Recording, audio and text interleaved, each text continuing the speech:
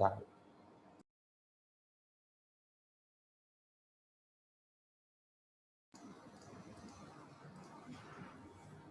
Hello, everybody. Good morning. We are about to start now.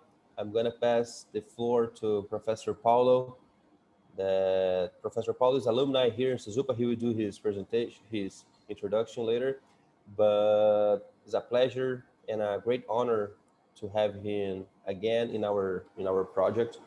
And I believe that he has a lot of important things, important information to share about our region.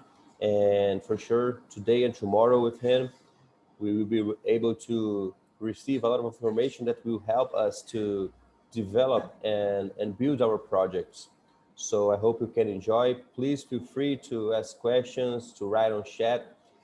He has a lot of information. He does business in Amazon for a long time, and I hope we can enjoy this workshop today. Okay, Professor Paulo, the floor is yours. Thank you so much for the opportunity.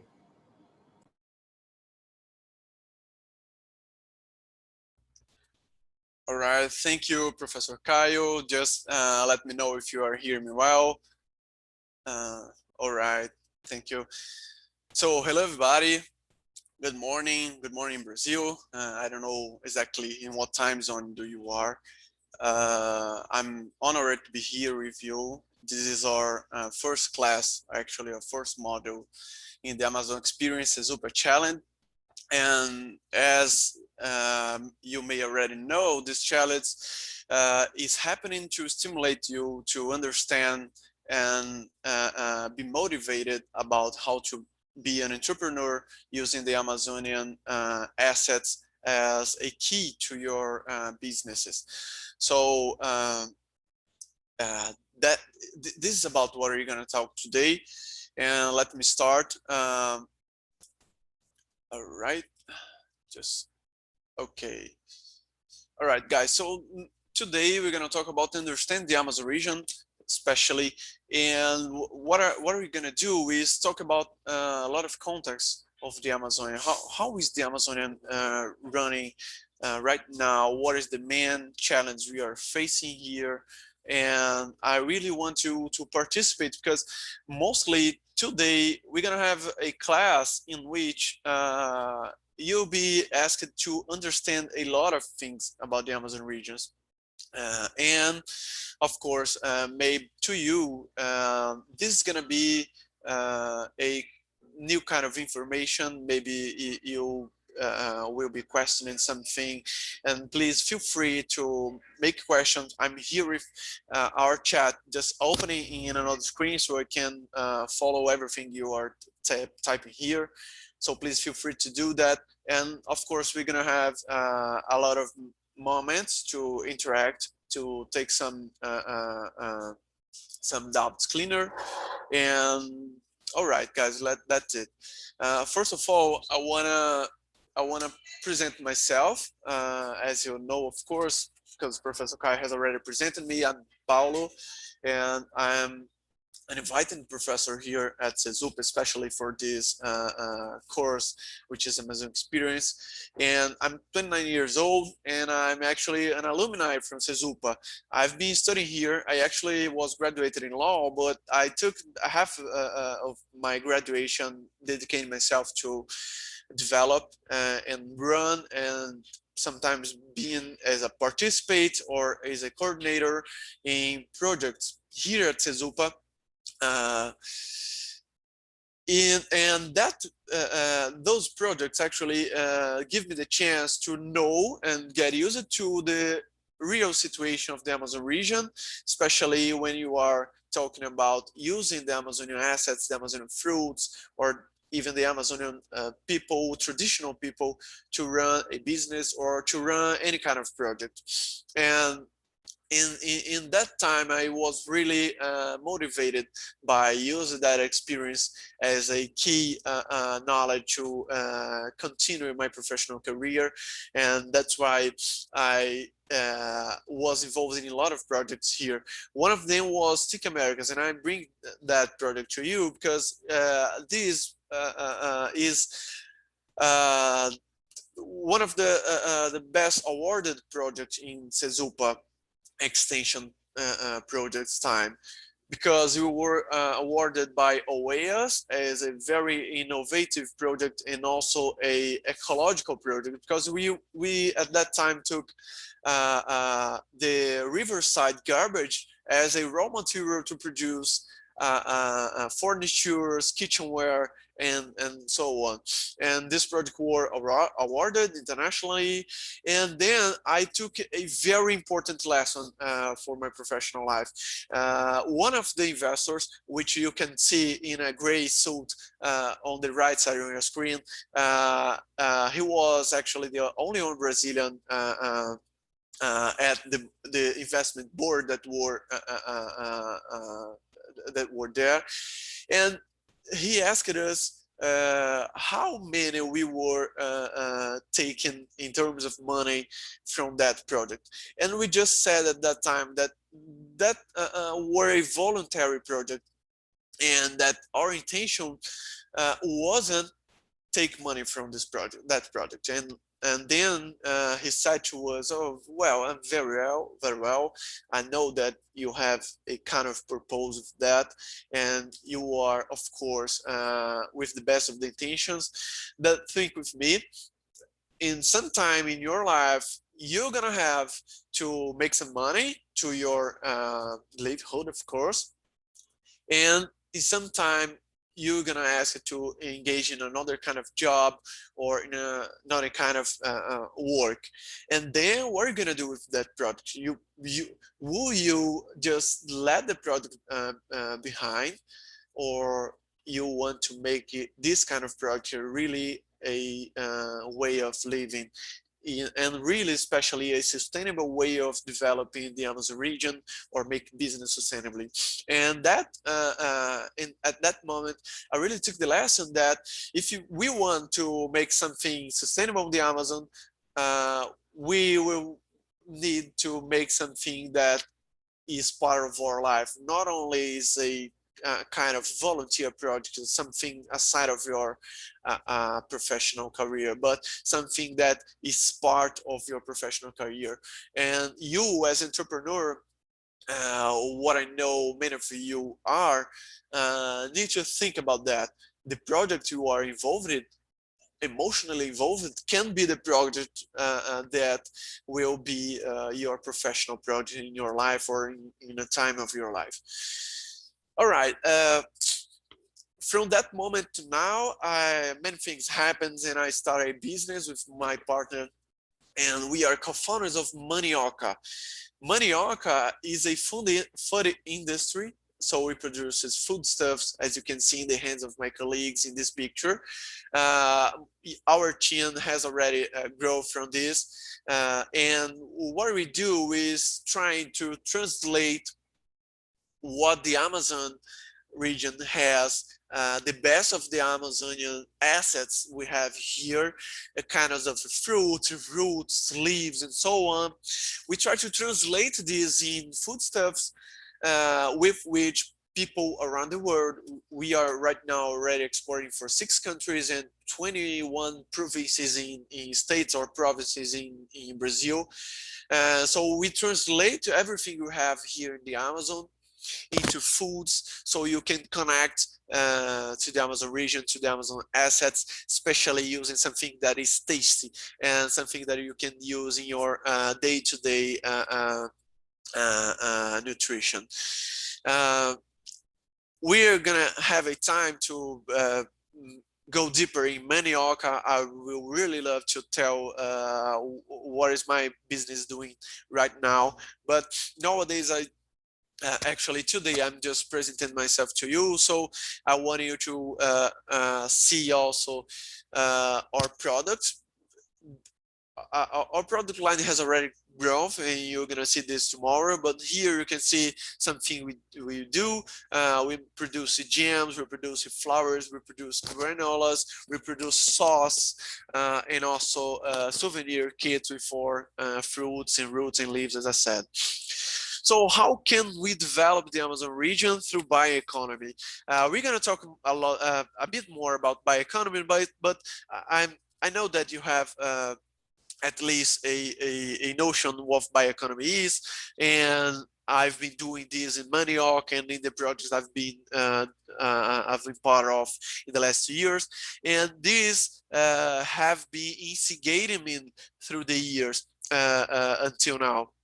And then I really wanted to understand more about the Amazonian development, and that's why I engaged I enrolled actually in a master program at a local university, which is Federal University from my state, from Pará, here in the Amazon.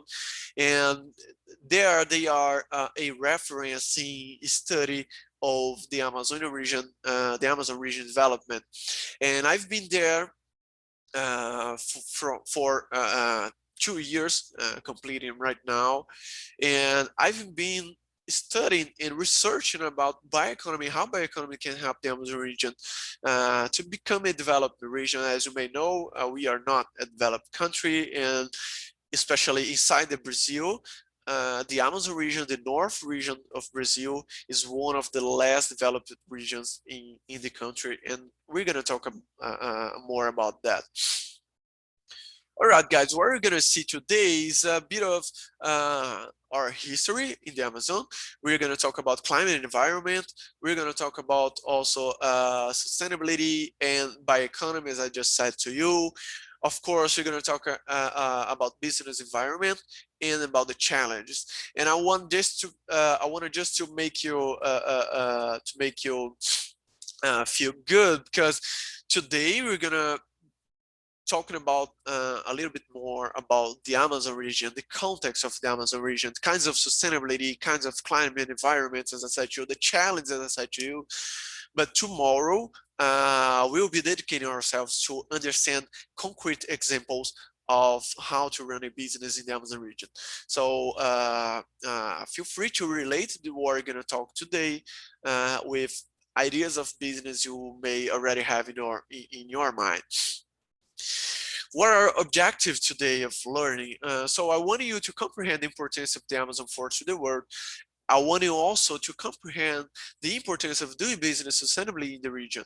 I want you to comprehend also that the main challenges when dealing with the Amazon forest, especially when doing business in the Amazon forest, and what it is like doing business here in our region, the Amazon region. And guys, as I said to you minutes before, please make questions, because today I really want to understand the place in which the ground in which you are taking your next steps. So please make questions, feel really free to do that. Don't worry about interrupting or kinds of things like that.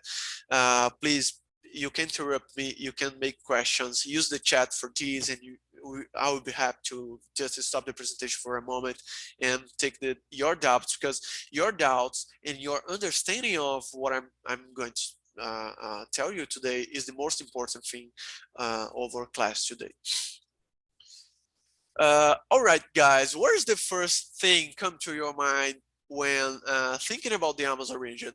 These questions may sound especially for the foreign students, but I can assure you that even here, the students who live here in our state or in Brazil, in other regions of Brazil, may would love to understand more about our region. But I want to know, what is the first words that come to your mind when we talk about the Amazon region? So I'm going to ask you to go to this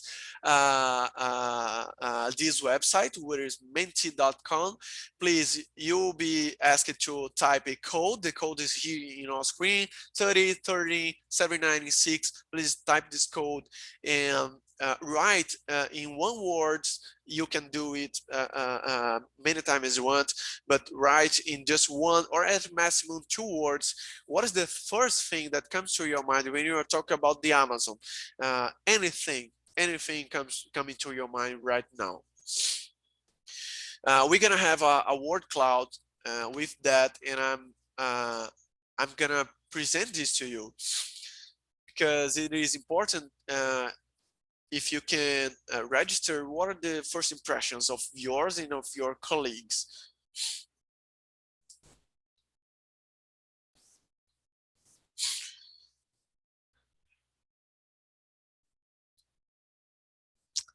All right, guys, we're gonna take 2 or 3 minutes to do that, so please.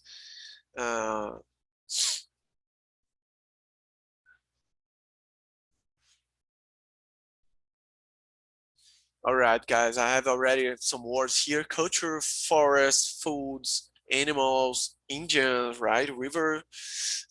Culture is a strong word. Let me just present this to you so you can follow this with me.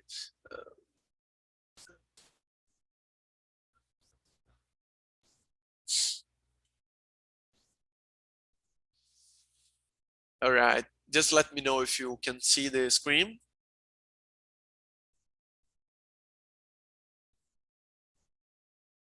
Yeah, all right, guys.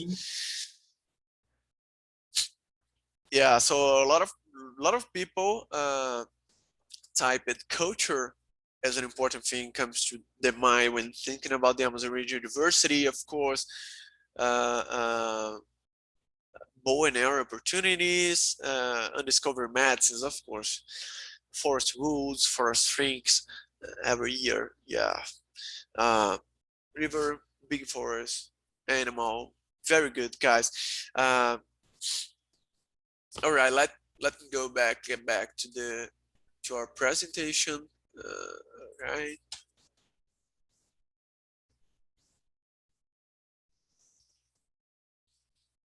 Very nice, guys. Thank you for your participation. Um, okay, just a second. All right. All right, guys. So thank you for your participation. It's really important to know what is your mind before we start to talk about a lot of things, as you're gonna see. Okay. Uh, So guys, what about the history of the Amazon? How this influenced in the context, in the situation we have today in the Amazon region? All right, as you may know, Brazil were colonized in the 16th century, and so did the Amazon region also. And then when the Portuguese arrived here, they make this through the bigger river in the world, which may you already know, which is the Amazon River. And then what they started to do here were to try to replicate the crops they were already running in the northeast region of Brazil, which was actually sugar cane. They tried to replicate that in the Amazon region, and that just didn't work because the Amazon region has a special environment, a special kind of soil, and a special kind of nutrients, and especially a special kind of diversity of plants, fruits, trees, and these were not able to manage with a sugarcane crops, which were done in a kind of plantation style, so just one kind of crop in a large piece of land. And when they did that, of course, they saw that it wouldn't be working. So the crops were replaced by extractive production. And this kind of production is running since then up to nowadays, because this kind of production is based on collecting the fruits and the assets the forest just gives you. And they did that using especially the indigenous people's workforce, because they were the people who at that time already knew the lands, already knew the forest, and especially already knew how to manage and to deal with the diversity of the forest. And then uh, just started what we call here in Brazil of hinterland drugs. actually as hinterland spices. Some spices become really famous from that. One of that I think is the most famous, which is cocoa. Maybe you don't know, but cocoa is a fruit native from the Amazon region. So when you think about chocolate, and every chocolate in the world are made from cocoa, think about that. Cocoa and the chocolate, kind of chocolate, were not exactly chocolate, were and actually is a native culture, a native production, a native fruit from the Amazon region. But as you may know, we are not the famous place of chocolate in the world, and started to think, why is that? Why we have cocoa as a native fruit from the Amazon region, and just centuries after, centuries actually later, uh, this kind of fruit started to be planted and cropped in other regions of the world, as Africa and Indonesia, for example, and we are not recognized as an important producer of chocolate, for instance. Uh, so then we have also the rubber time, which were maybe the most famous times of kinds of production in the Amazon region. At that time, rubber became a very famous raw material and very useful raw material around the world. I want to just remember you that rubber is what permitted us to make tires. Yeah, exactly, tires to our cars and bicycles. And think about that.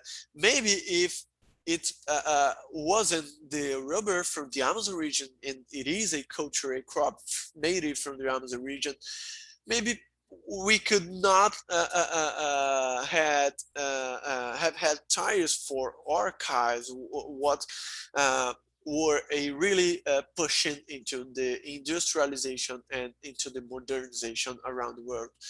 Uh, then these rubber times give us a lot of money, and that were the time when the two most famous metropolis from the Amazon region, which is Manaus City and Belém City, uh, uh, were built. As you can see, of course, as many parts of the world, with a lot of European cultural influence. Here you can see a picture of Belém. This is one of the most famous theaters in Brazil, which is called the Peace Theater, and it is located in Belém. Look how beautiful is that.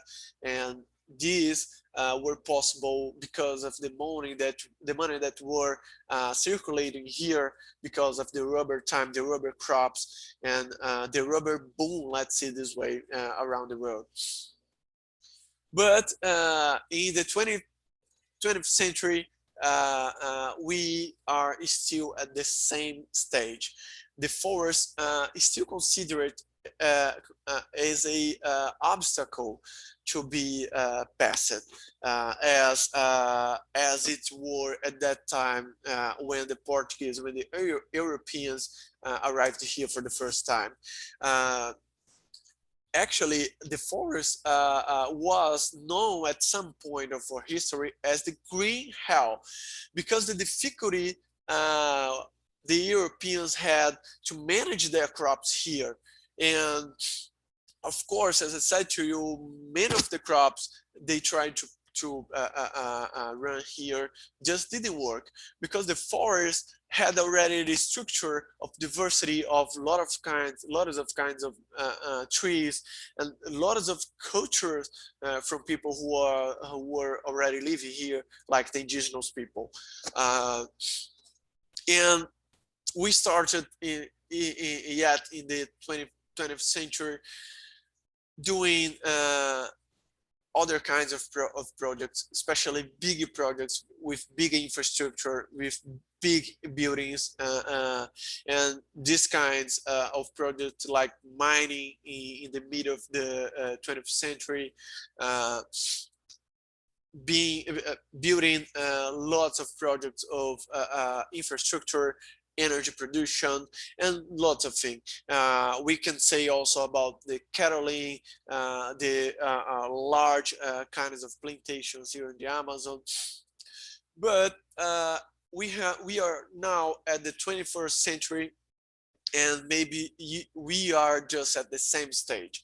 We're still trying to fight against the forest, but it won't work. It hasn't worked since the 3 or 4 centuries before, and it won't work. I need to say to you, we are still trying to fight against the forest, but all we've got is now in the Amazon region, social distortion, the worst HDA index in Brazil, in the whole Brazil. I want to say to you that the worst ADA index we have here in the Amazon region, just in our state, in Pará state in Brazil. We have high rates of inequality.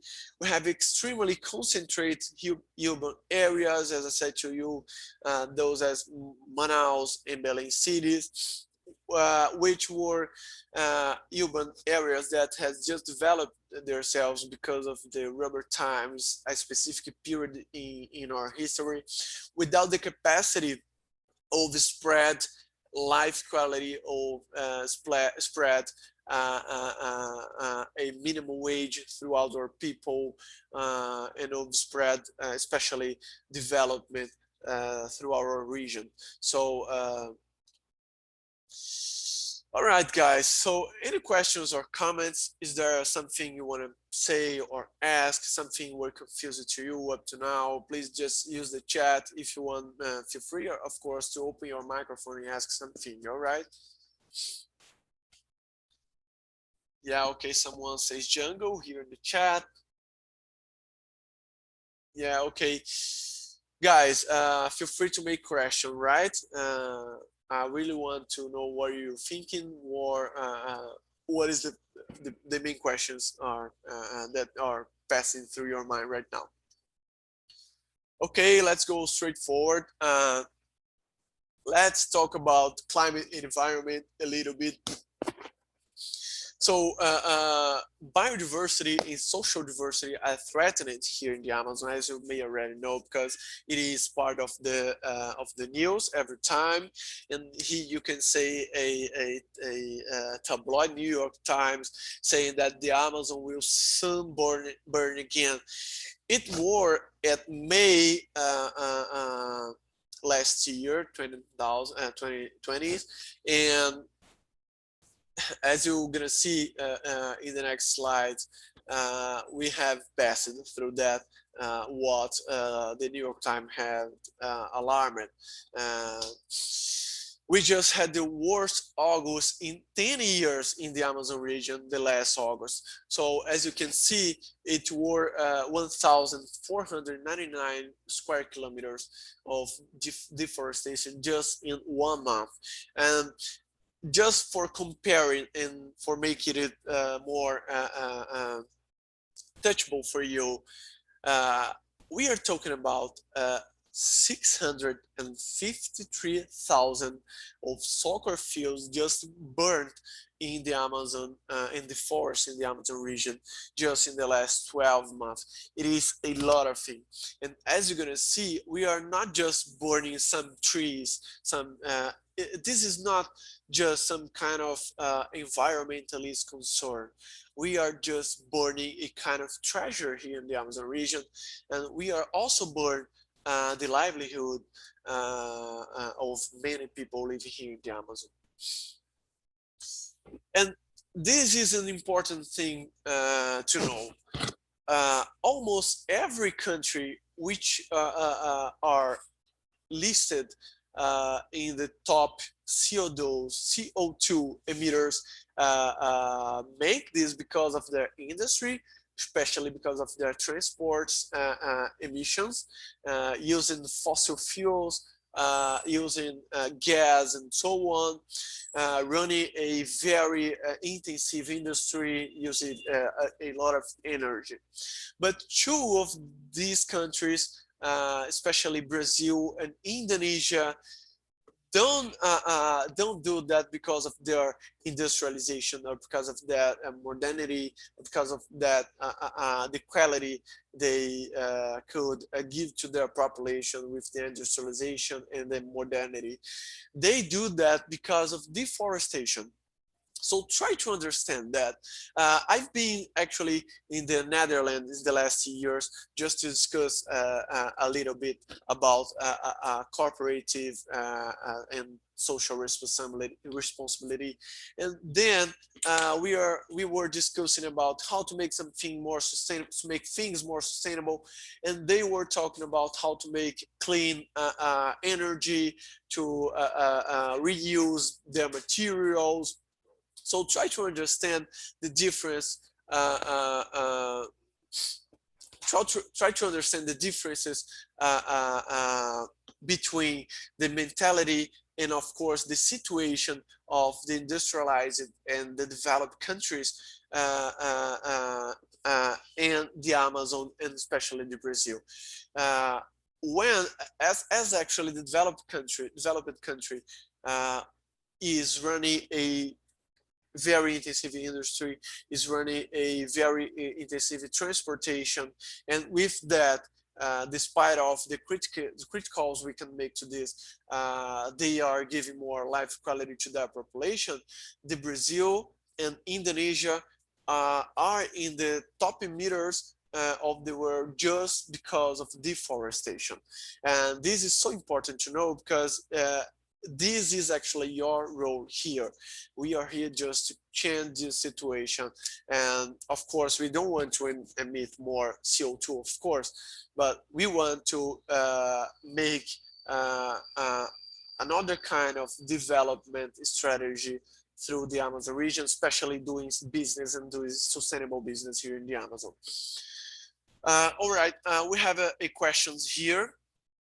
When was created the Manaus Free Trade Zone? Manaus Free Trade Zone was created in the middle of the last century, 20th century. And this was a region created, despite of it is an industrial zone. This is a region that was created because of the occupation. The national government want to occupy every part of Brazil, because they at that time were thinking about foreign threats, about our sovereignty, and about our edges. So they wanted to occupy the region, and then they started Manaus Free Trade Zone to put some industry there, try to generate employment there, and then try to make people migrate to that region, and then occupying that region.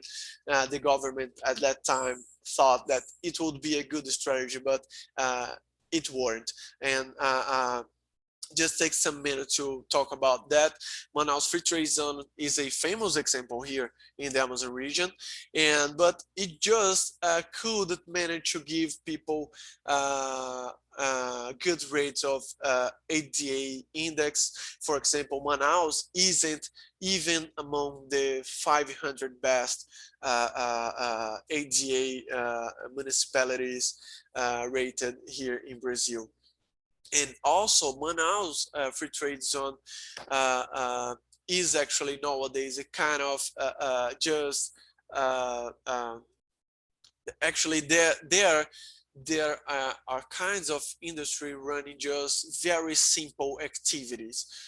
We are not developing technology in Manaus Free Trade Zone. We are not using even the biotechnologies, the biodiversity of the Amazon region in Manaus Free Trade Zone. In Manaus Free Trade Zone, we basically produces bicycles, motorcycles, some components to computer, but the technology, the development of new products, the research and development of products isn't running there. These kind of activities with very important activities and using technologies, these kinds of activities is actually running in other regions of the world, including other regions of Brazil, as the central regions of Brazil, São Paulo, or other kinds of regions in the world as California, New York, London, South Korea, Japan, parts of China, and so on. All right, guys, the scientists say that we have more 15 years. In 15 years, continuing in these rates of deforestation in which we are, there will be no turning back in the Amazon region stage of conservation. So what they are saying, trying to translate a little bit more for you, is that if we continue into deforestation, the forest in more 15 years, we won't be able to make things get back to the stage of a forest diverse and a healthy forest. So what's gonna happen if we continue in this kind in these rates of deforestation is that the deforestation will be a no turning back, what they call the tipping point, because we won't be able to make anything more about the deforestation, because the forest will start a process of deforesting itself because of the lack of nutrients, the lack of humidity, the lack of diversity in their environment. So look how this is a concern to be taken by us. We are already burning a future. And when I say we are burning a future, I'm not just saying that we are burning the Amazon region future or the Brazilian region future. I'm talking about more than that. And I want to say you that. I want to tell you why that. We need the Amazon safe, of course. We are talking about 90 countries, more than 25 million people living here in the, just in Brazilian piece of Amazon. But if you consider the 9 countries, there are more millions of people living there.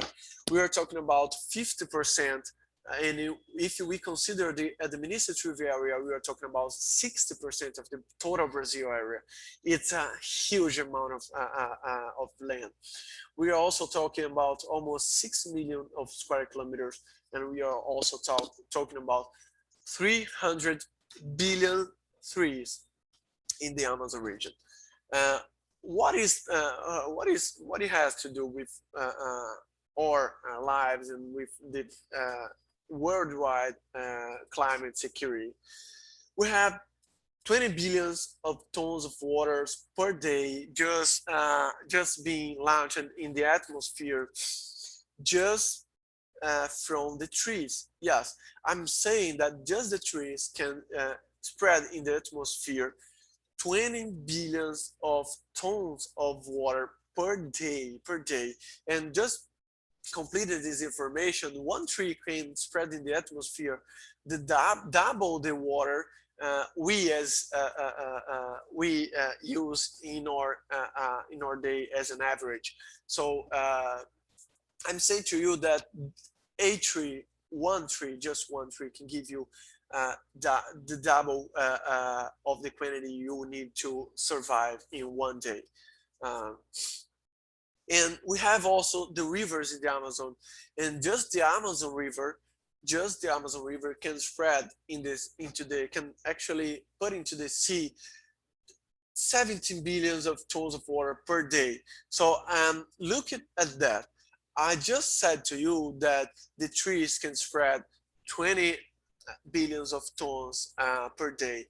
And I'm telling now you that the rivers from the Amazon region can send to the sea 17 billions of tons of water per day. So what it's telling you is that the trees from the Amazon region can spread more water into the atmosphere so that they can spread more humidity into the atmosphere than the rivers from the Amazon region, which is the largest rivers region in the world per day.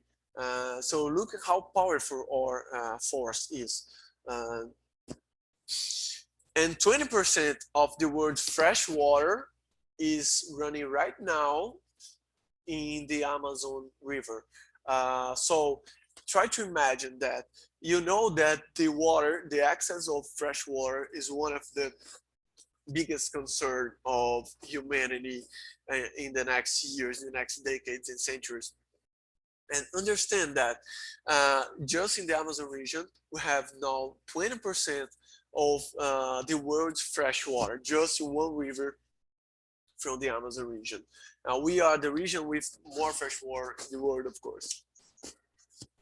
And the Amazon forest also holds 10 years of world's CO2 emissions. So try to imagine that if we burn the Amazon forest as we've been doing, we are just accelerating the clock in terms of climate change. So try to understand that we have just in the Amazon region 10 years of CO2 emissions in the world. And I'm telling you that this is held by the trees. So if we burn the trees, then this CO2 is just set free in the atmosphere. And guys, why we are here? Why are we here actually? We are here to create business in a sustainable way. We are here to protect the forest with this kind of business. And we are here to help the climate change war, let's say this way, through the greatest biodiversity in the world. Any questions or comments, guys? Please feel free to make comments, make questions. We have time to that, and it's really important to me and to the Amazon experience understand your main doubts, despite we're gonna have a lot of time to talk about anything you want. All right, guys. Okay, so just going forward, we're gonna have now a breakout room, and I will ask to Professor Kyle to help me with that. So you're gonna be in rooms, in separated rooms with your colleagues. And guys, just giving one information. These groups in which you will be in the next minute are not your groups in the whole project. You're gonna be set in another kinds of groups in the project. So in that groups, you're gonna be in the next days will be the group in which you're gonna with which actually you're gonna construct, you're gonna build your business idea. Nowadays we just set random groups just so you can know each other, and we respond one especially question. What is a sustainable business to you? And I want you to bring some examples of that. Don't worry about bringing us Brazilian or Amazonian businesses. Actually, it would be really nice if you can bring other kinds of business from other parts of the world or from Brazil. So please, what is a sustainable business to you? And please bring examples of that, because after we're gonna have 5 minutes, and after that I will ask it to someone to give us examples of what you were talking about, and what were the business examples you have brought to your colleagues. So Professor Kai, please, let's go to the breakout rooms.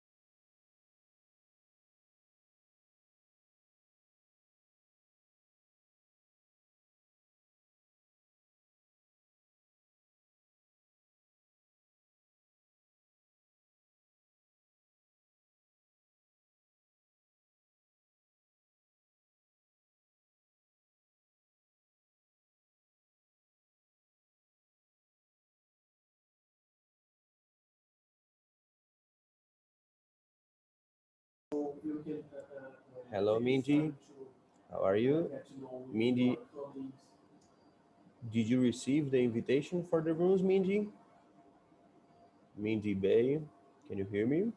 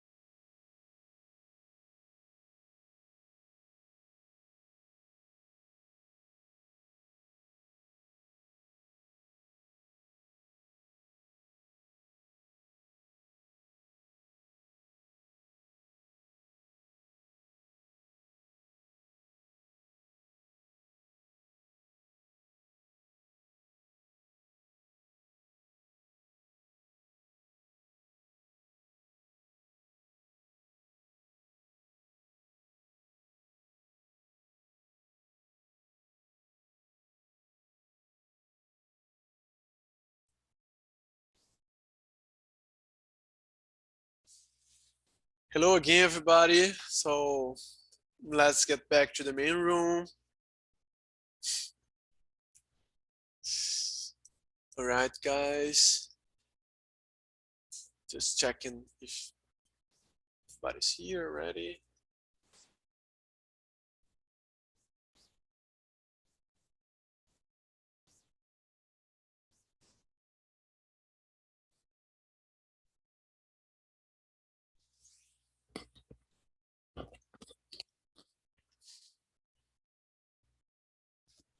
All right, guys. Guys, I'm with two screens here in front of me, so I can see you. If you want to turn your cameras on, it would be nice. Don't worry if you can't. It's just an invitation to you, so you can see each other in times of pandemics, in times of online connections.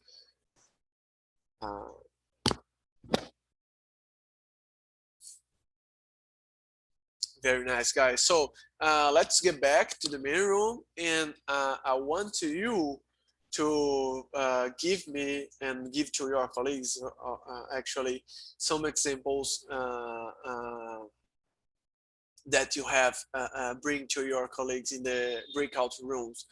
So please, does someone want to give us an example of a sustainable business? I have heard in a specific room people talking about Patagonia, which is a how can fashion brand from USA, which is I really believe it is a sustainable business. And so, if you can tell us a bit more about that, you can open your microphone and talk to me and to your colleagues. So does someone please? Yeah, I will. Hi. Hi, Andrea. From what Andrea, we know, I'm sorry. You can say just where are you from, your university, country, just okay. so you can know. So I'm Andrea. I'm from Romania, and my university is Transylvania University from Russia. Right. Okay. So we had as an example Patagonia. As you said, it's a clothing brand, and from what we also read, is the most sustainable brand, and it's been doing that for 20 years. Also, they are trying to teach their customers how to reuse also their clothes by helping them not redo them, but patching them up, let's say. Yeah, that's what I know. Yeah, very nice, Andrea. Just give you more information. Patagonia is a kind of business that stimulates their customers to don't buy new clothes even from them. So look how weird it could be at a first glance, because how you have a business that stimulates your customers to buy from you just one time and don't buy more times. But they are really concerned about the trash garbage and the solid waste they generate in the world, and they understand that making more and more and more cloths is one of the ways to do that. So it's a really nice example of that. Someone says in the chat, Sankey Fish Pond. I don't know what is that. Can you tell us a bit more? What is Sankey Fish Pond? What they do? I will stop the sharing so we can see each other, and we'll go back later. So yeah, Tammy, can you tell us a bit more about Sankey Fish Pond?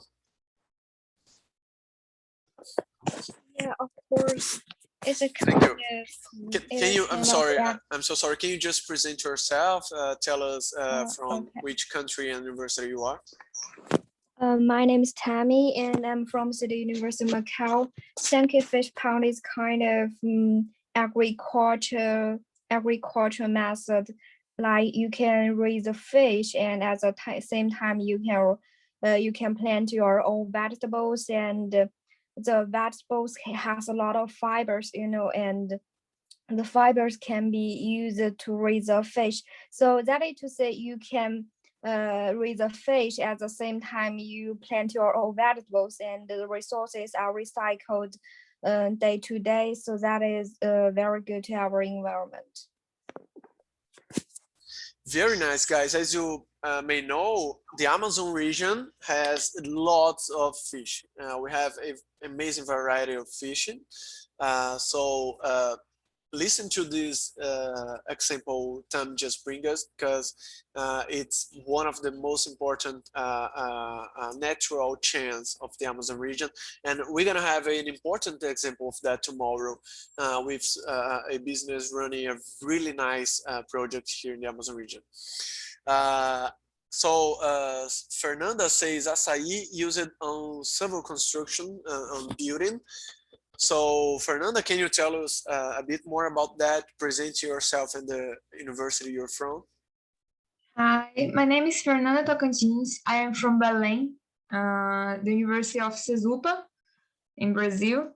And here there are some research about the açaí stone used in the manufacture of material for civil construction to increase the strength of the concrete. And there are very nice things.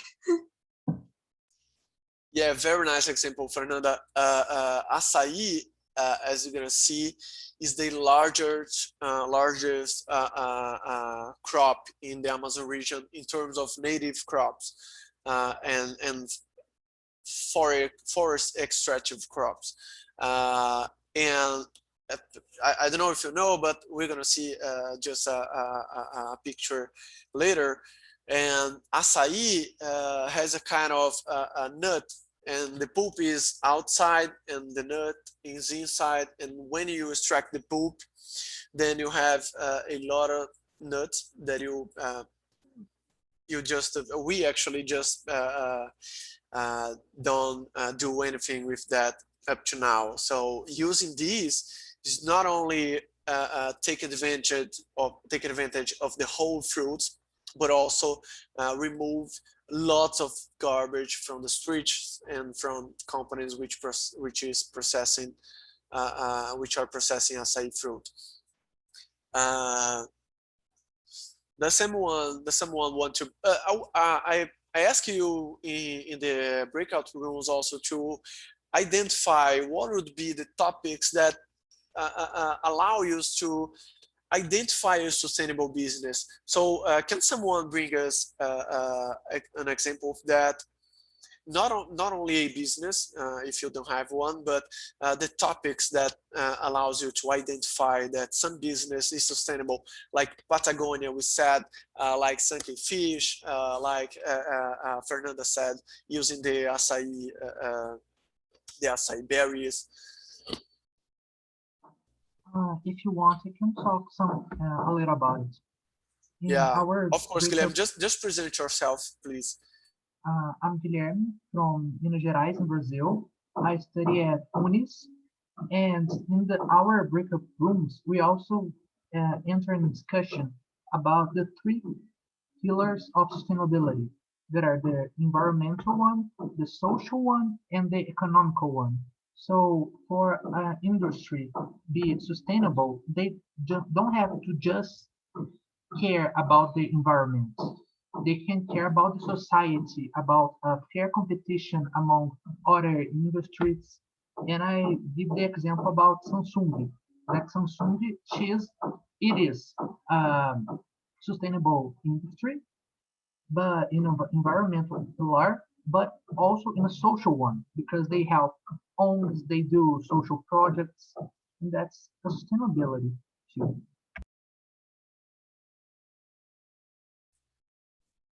Very nice, Guilherme. Thank you. Larissa is telling us at the chat that actually she's asking, is the sugarcane residues used to make petrol, gas, electricity? Yeah, I think so. But I think the best way is discuss here, opening the microphone if someone wants to tell something.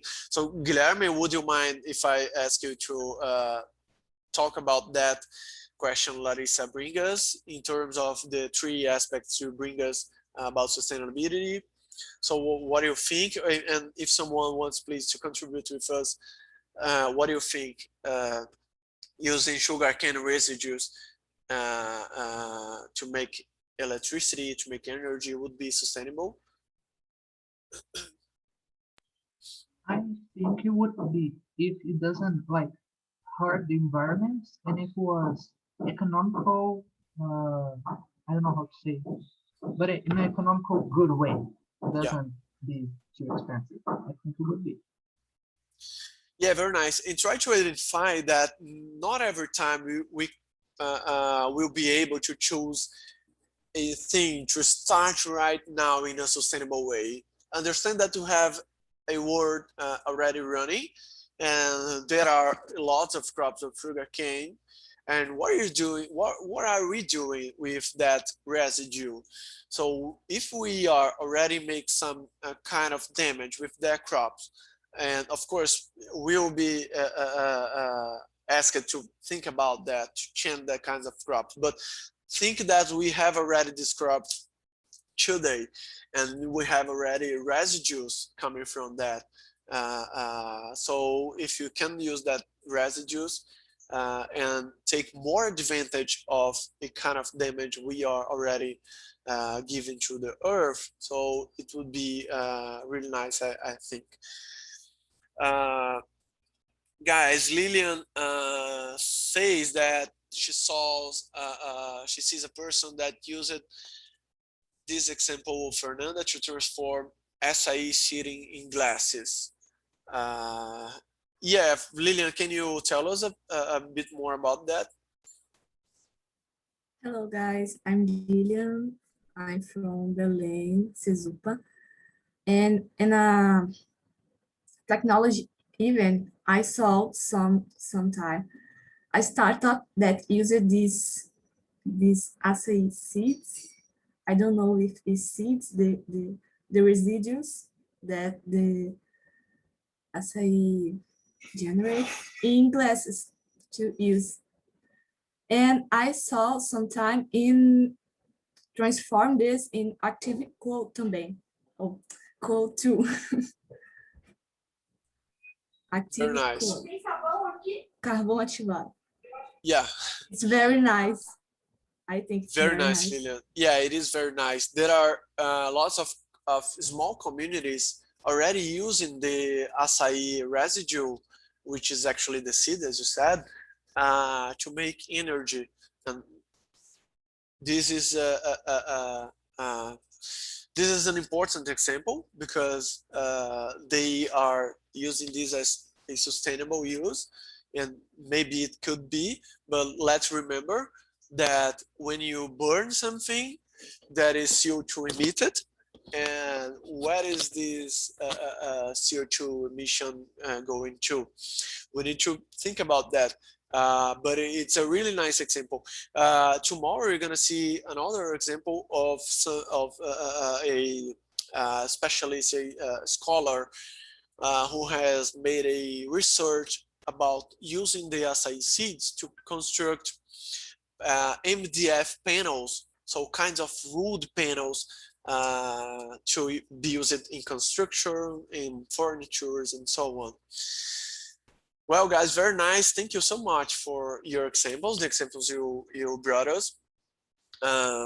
Let's go back to our presentation. I'm going to share my screen again. All right, guys. Just telling once more, feel free to make questions. Feel free to open your microphone or raise your hand or type something in the chat, right? Right. So destroy the forest or keep it untouched. We have heard these kinds of questions for many years, for many decades, and we are just trying to discover, do we have to take the forest, take all of its assets, or cut the trees and produce something, or mining there, or we need to just protection and don't touch at the forest and make it their kind of sanctuary. Well, sometimes we can't have a right answer when we don't have the right question. So the question is not one or other. The question is trying to balance the use of the forest, the understanding of the Amazonian assets capacities, and understand what are the risks and what the matter you need to be concerned of in the Amazon region. So try to think about that. That is not every time this or that. Sometimes you need to change the question to find another answer. All right, guys. So thank you for your examples. And let's start to talk a bit more about sustainability and bioeconomy. Guys, I bring this video to you and I really want you to watch this.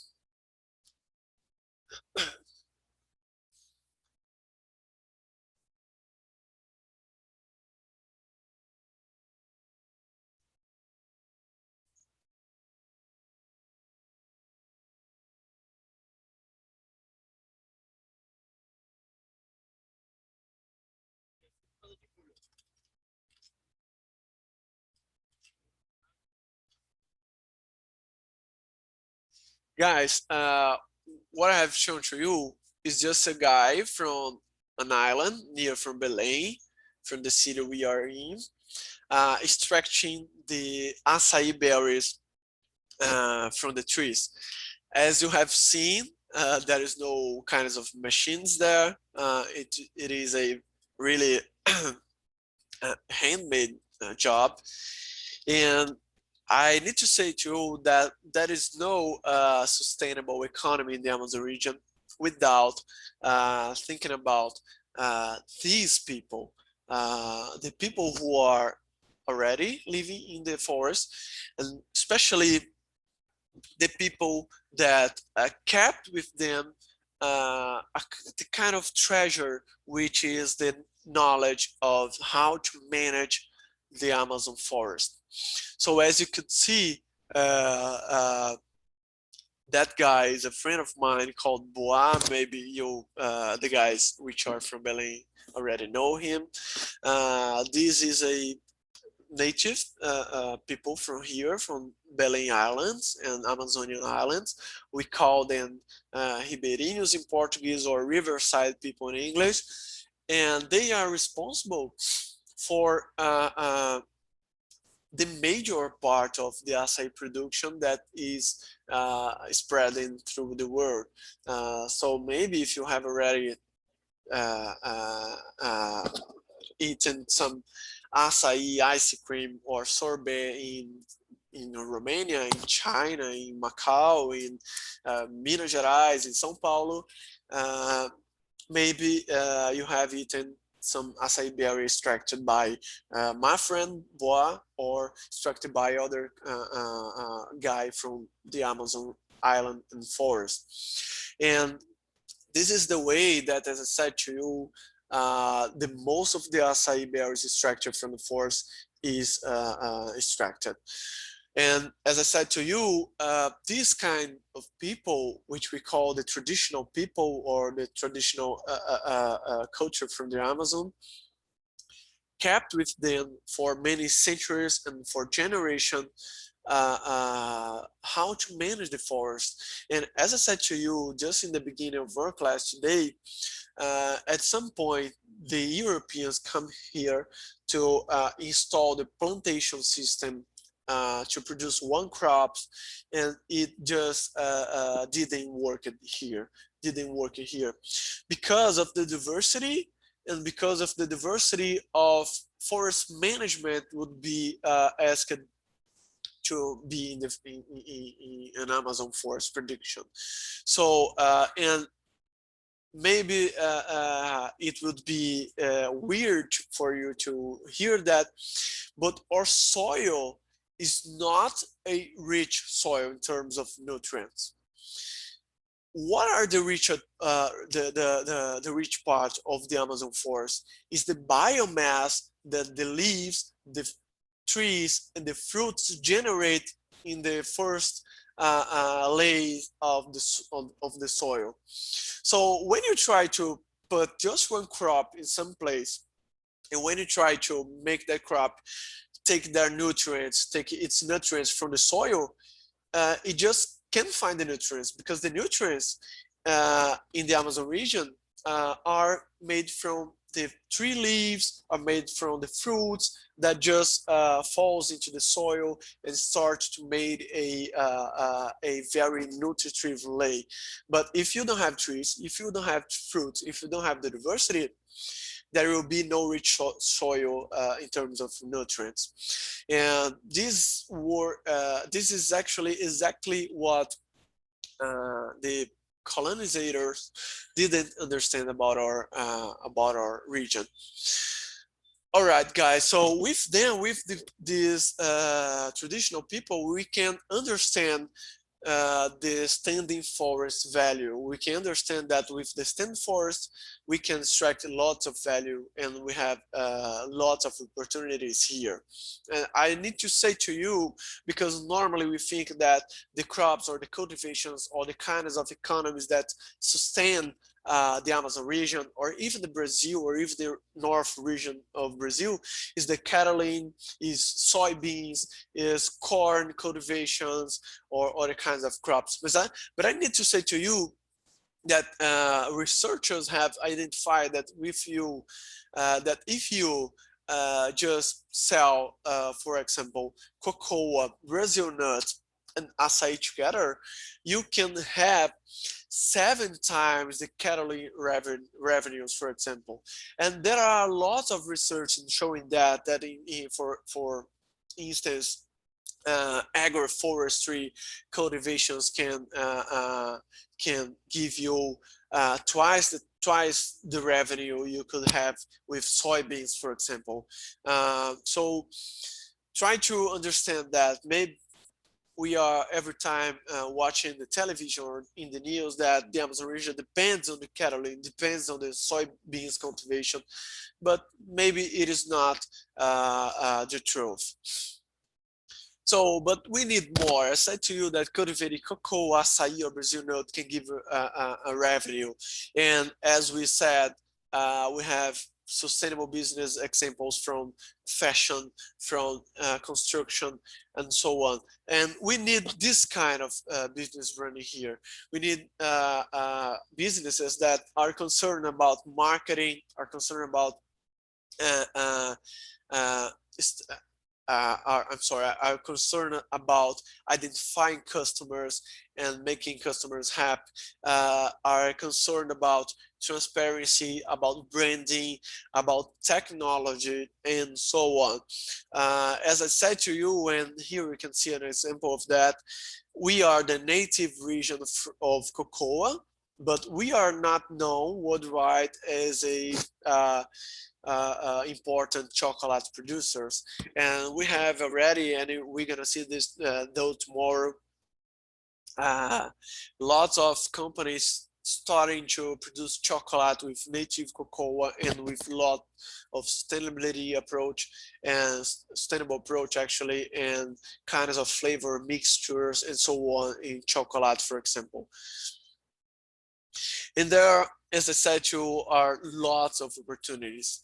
So we were talking about superfoods. I have the example of guaraná fruit. Guaraná, for example, is known in Brazil as a kind of soda, as a kind of soft drink. But actually it is a fruit, and it is a fruit with 3 times the caffeine that coffee has. So try to imagine how to be a energy drink with that. We have also opportunities in cosmetics, Zucuba, which is this fruit you can see on your screen has an amazing cicatrization effect. So try to imagine that if you could use these in surgery treatment and so on. We can use also lots of our assets in medicines. Researchers have found that animal poisons can be used as active ingredients for medicines for treatment of hypertension, for example. We are talking about also about biomimicry. This is an example of solar panels with the design were inspired from kinds of leaves that is attached to trees. So look how amazing would be that. And it is not just a green approach of that. They have identified that that is a reason because of the that kind of leaves is just attached in the bigger trees. We are also talking about biochemicals. Researchers very recently have found that the ants in the Amazon region can identify what kinds of leaves could be used as a fungicide, for example. So imagine that in a soybean cultivation, which I can't say it is a sustainable crop. Imagine if in that kind of crop we could use kinds of leaves and not agrochemicals to protect the plants. And Amazon region has this potential. Right, guys, let's take a brief. Any questions or comments? Let's just check the chat. Yeah, we also have a local example, daughter from Kumbu. Yes, this is the name of the brand. We have a brand here, and in Cesupa, I've been part of that. In Cesupa, we had a project called Organolati, which of course were a production of chocolate, organic chocolate, using the women knowledge from islands in which we were make some work with acai crops. And we perceived it, actually we noted that while the men in that region had acai cultivation as their main occupation, the women in that region were not participating in that movement, in that job. And then we identified that they had a culture of produce their own chocolate. And well, we just try to transform that in a kind of product that could be sold in markets in Belém or in other regions of Brazil. And that is another example of that, which is that Enaili just brought us, which is a brand called the daughter from Kumbu, that is producing a local chocolate, and with a very sustainable approach. Actually, they are not just producing chocolate; they are taught people how is local chocolate produced. They are showing the local trees. They are showing the local process, and so on. It is a very nice example of that. Thank you, Annalie. And all right, guys, very nice. Let's take a quick brief. Stretch your arms. Don't be tired. I know that it is a lot of information, but we really want you to know a bit more about the Amazon region, because we're gonna have many days later, actually 2 weeks, if I'm not mistaken. And in these 2 weeks, we will be every time thinking about our business. So it is important to us to identify these key points, these critical points in the Amazon region. All right, guys.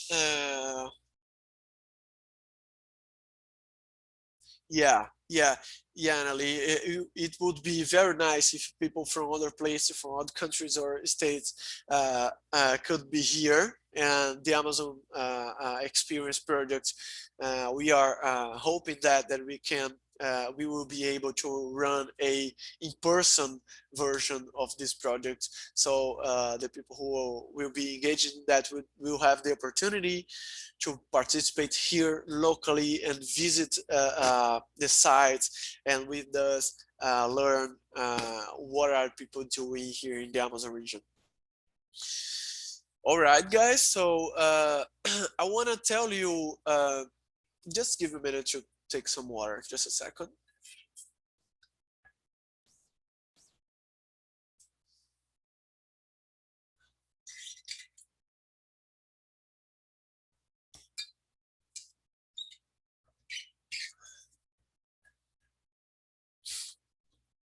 All right, guys. So I want to tell you a bit more about an amazing project that just started here in our region, which is called Amazonia or Amazon Region 4.0. Actually, it is about the fourth revolution of industry. And this project tried to bring us a mixture about with actually sustainability, economy, and technology. And this project is trying to bring to the forest, to the more how can I say that, to the more isolated areas of the forest, labs and technology, so we can process and innovate with our assets inside the forest instead of just sending raw materials abroad and then for instance buy this processed and with added value. So Amazonia, I will call to you the fourth revolution of Amazonia, has actually two kinds of initiatives. The first one is a rainforest business school, which is one that I really recommend to you to know a bit more about. And the rainforest business school is focusing on forming specialists on Amazonian businesses. So in this school, you're gonna have 1 year or 2 years programs. Within that, you could be learning about in details how to run a business or how to manage a business in the Amazon region. Let's remember that you don't need to be an entrepreneur just with your own business, with your own endeavor. You can be an entrepreneur in an already stated company, in a big company that, for instance, operates here in the Amazon, and that for sure needs professional and specialists to don't make the same mistakes we have been making in the Amazon region for centuries. And also, this initiative, the fourth revolution of the Amazon, has what they call a creative labs in the Amazon. So these labs congregates a lot of stuff that a production inside the Amazon region will need to operate. So it is actually a prototype for the cocoa and cupuaçu, which is a fruit. We are used to call this as a cousin of cocoa because they are from the same family. They are above theobromas, cocoa and cupuaçu. And this is a lab which is expected to process cocoa and cupuaçu, extract the oils, extract the active principles, extract the active principles about of flavoring and of smelling, and of course don't generate any garbage, so they can use the fruits wastes and so on. And as you can see, it is focusing on processing, as I said, and of course, this could be a kind of hub of technology inside the forest. And the project wants to install lots of these kinds of labs inside the Amazon region. So try to imagine how amazing it would be that if we have 100 of these labs in the Amazon region. And I need to remember you that the Amazon region has just half the land of the whole Brazil territory. So it is a huge, really huge area. So it would be really nice if we could spread technology throughout the forest. Guys, we're gonna have a break now. We're gonna have a 5 minutes break, so you can take some water. You can go and stretch your arms and stand up for a minute. And we are gonna be back in 5 minutes, right, guys? So take this time to relax, listen to some music, and we will be back here in 5 minutes.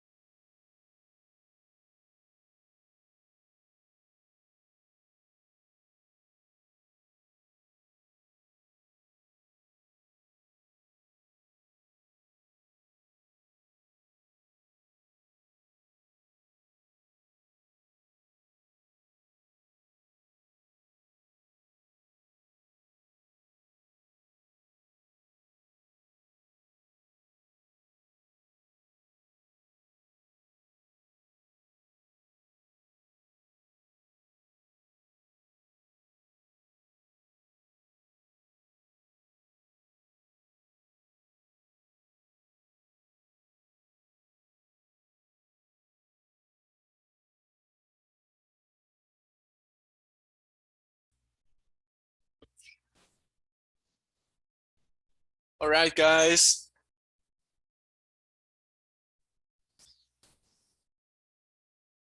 Guys, just to know how do you are right now, can you type here in the chat how you're feeling right now, just to make a check-in. You're feeling good, tired, motivated, or confused maybe. Can you type in the chat how you're feeling right now? Feeling good, tired, right? It is normal. Feeling good. All right. Oh, you are sick. Yeah, I hope you're the best. A quick recovery. Carlos, tired, good. All right, guys.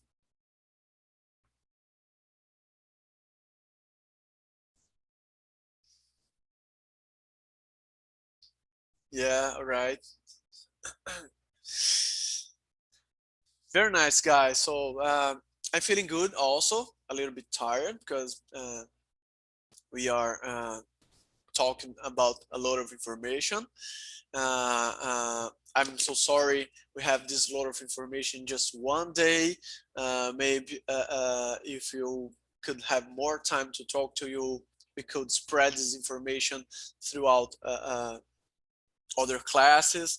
But I want to just introduce something. I want to tell you that tomorrow we're going to talk about examples of businesses. So you will be able to see actually concrete examples of that.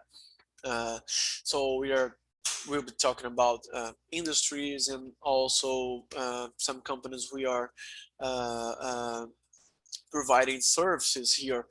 As Henrique just asked before here in the chat, he asked if would it be possible to make tourism, start a company of tourism here in our region. And I certainly can say yes. It is actually one of the most important areas for a developed region. With tourism, you can get in touch with other cultures. You can spread your culture throughout the world. So imagine that if a tourist coming here to the Amazon region, he or she will know our food, our culture, our products, our fruits, and maybe they could be a consumer market to us worldwide. Let's just imagine how we, in every part of the world, eat pizza or pasta or ice creams or olive oil or soy sauce, things that were born or created in a kind of specific of culture of country of region, and now had spread throughout the world. So maybe we could do that sustainably in the Amazon region, spreading, for example, tucupi, which is actually what I'm trying to do, and I'm telling you more about that tomorrow. All right, guys. So as we took a brief, let's get back to our class. And okay, so let's talk about business environment here in Amazon region.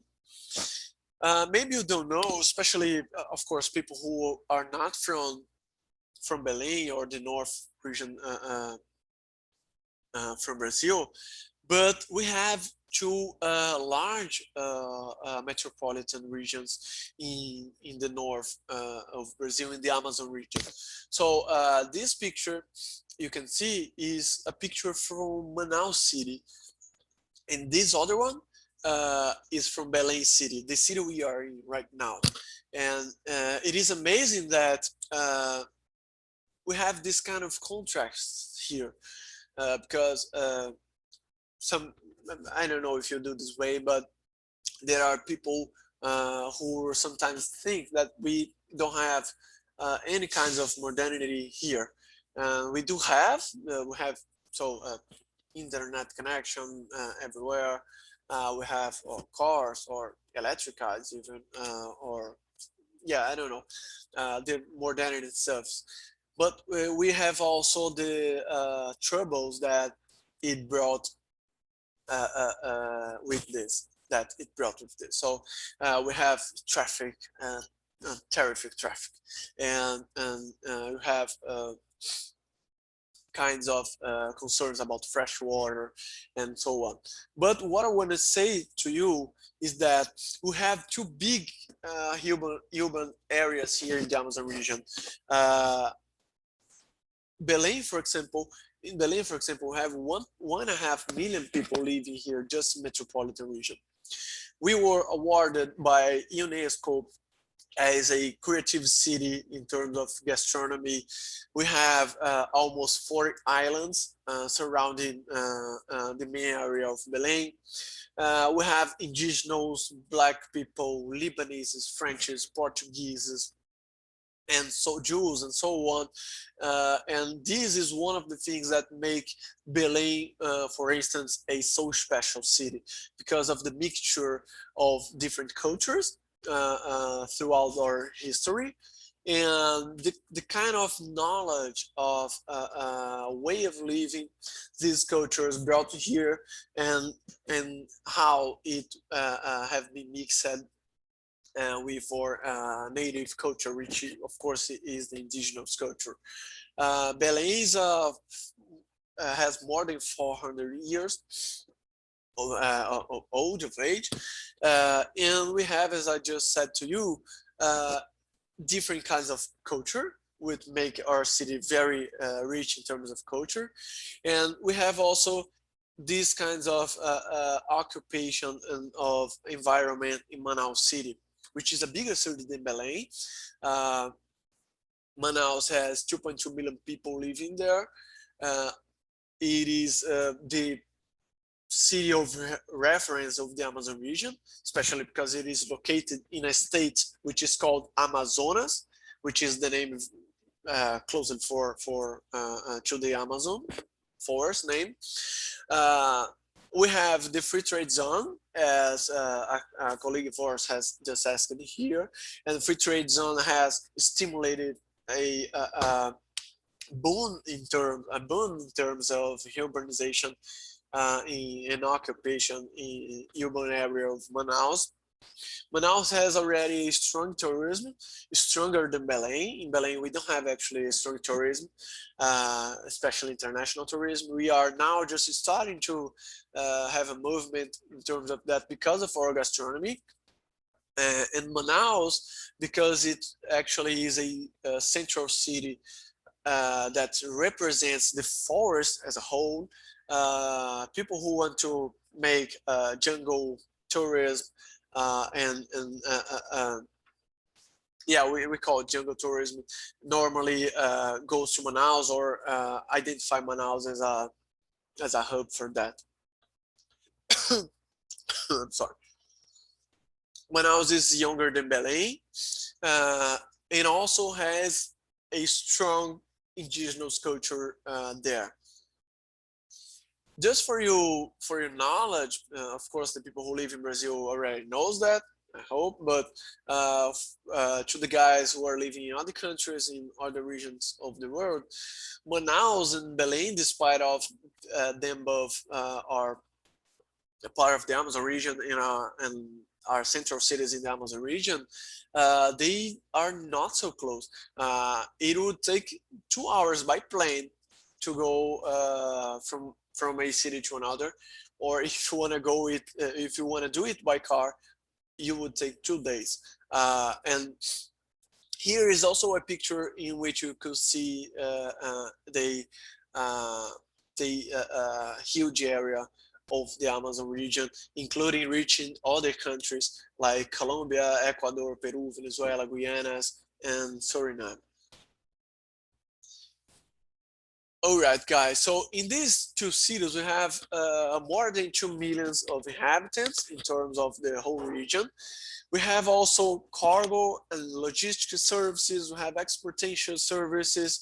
You have university, the reinforced business school. As I said, you're gonna have any kinds of business supports, services, and so on. I'm telling you this because normally when you talk about the Amazon, you only think that you're gonna be inside the forest, deeply in the forest, and you won't have a connection over internet, you won't have a place to be or live. And it is important to say that despite of the problems we've got with the urbanization of those areas, we also got services that can connect us to the rest of the world. So think about that while you are thinking about your businesses, because if you want to make a business, and I do recommend you to think in this way, a business that can export products abroad, you're gonna have a cargo services. You're gonna need, of course, uh, lots of services to your businesses. You're gonna need, for instance, accountants service. You're gonna need financial services. You're gonna need banking. You're gonna need internet providers. You're gonna need scientists or labs to make some analysis in your product. You're gonna need to have people speaking other language in terms of tourism, for instance.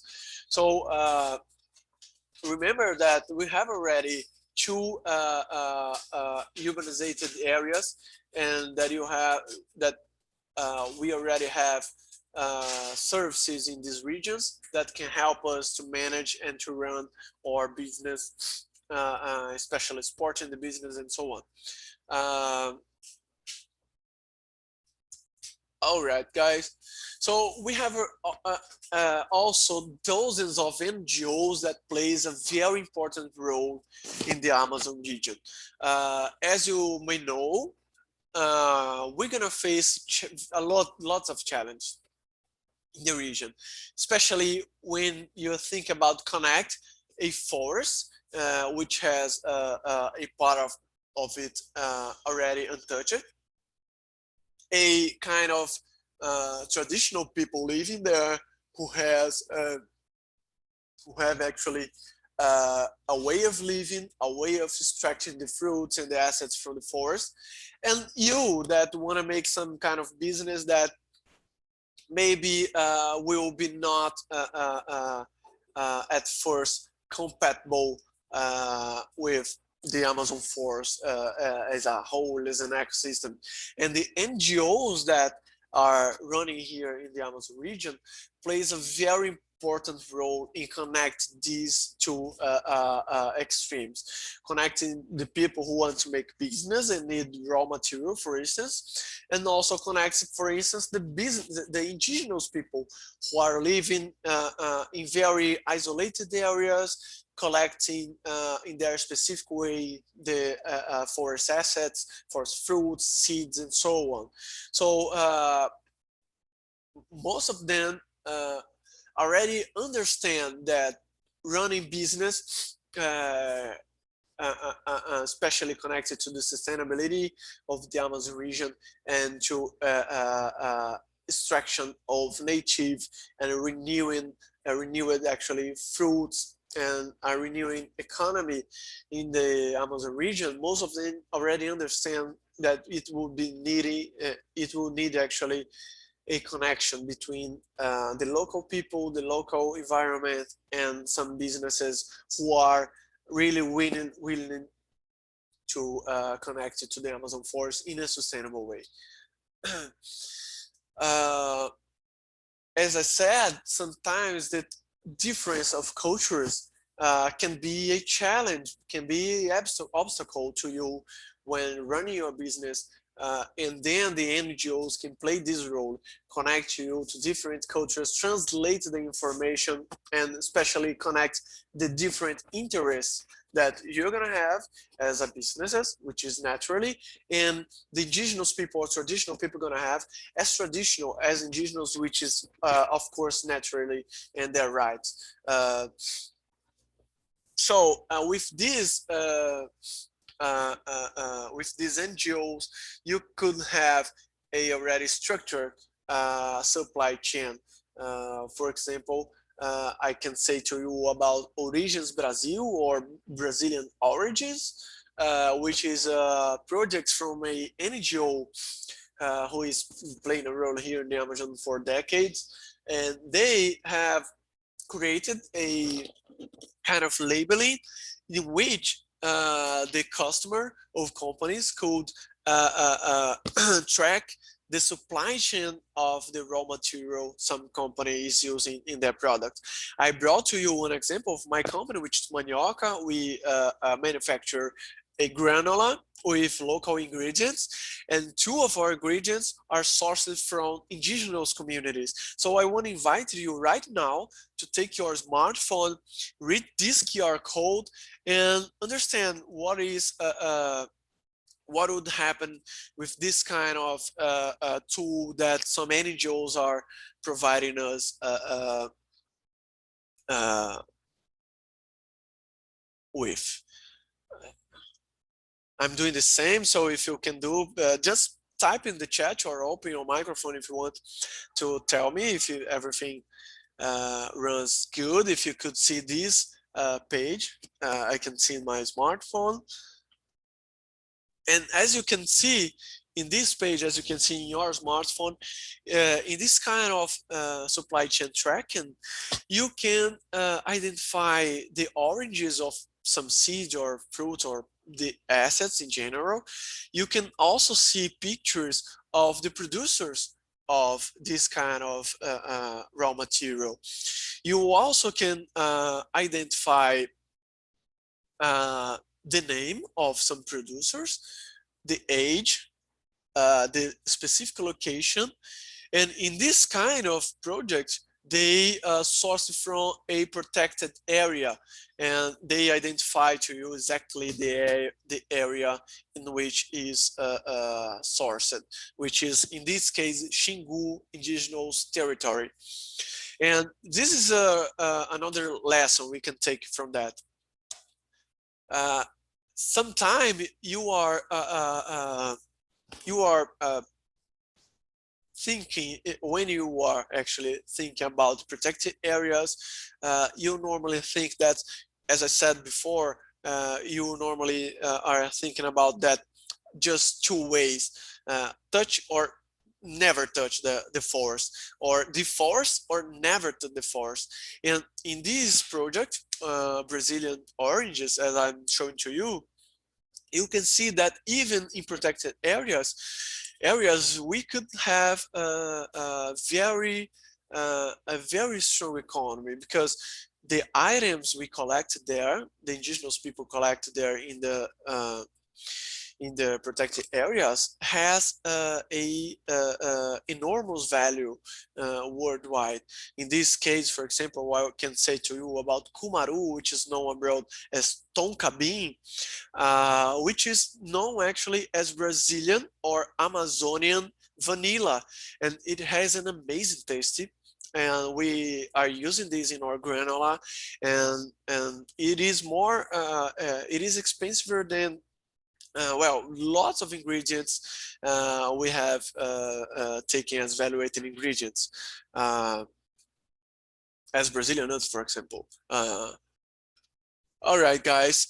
So we have 900,000 of indigenous people or traditional people living in the Amazon, 3,000 communities.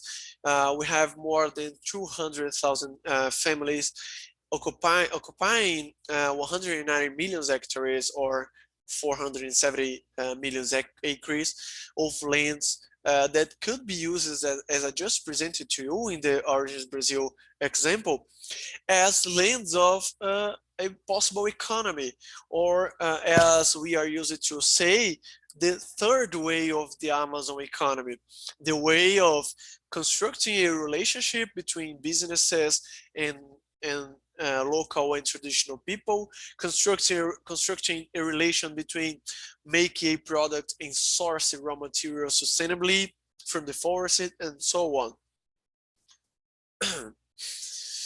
We have markets already open, despite it is, of course, just teeny market, but we have markets already open. Let's remember that acai or other kinds of assets like Brazil nut, like guarana, like cocoa, have already been spread through the world. So try to imagine that in a store, for example, in a retailer in which you are already in which you can already find acai, maybe it will be easier if you make, for example, some soft drink with guarana, organic, an organic energy drink with guarana, for instance. And we have also local markets. I need to say to you, let's remember that I said that in Belém and in Manaus, we have around 2 million people living here, just in these two regions. And of course, we have Brazil as a market, and so on. We are already producing some kinds of products in a large scale. The example here is the acai berry. We are producing now 150,000 of tons of acai per year. So it is a really expressive amount of acai produced. And as I said to you, the most of these acai produced are sourced from traditional people in traditional communities, just interacting, as I said to you, sustainability and making relationship between the forest and businesses. Just a second, guys. Okay. So we have already, as I said, companies, which could be your partner. Let's imagine that a company that is already exporting acai could be your partner and export your chocolate, for instance, to the same places they are already exporting acai.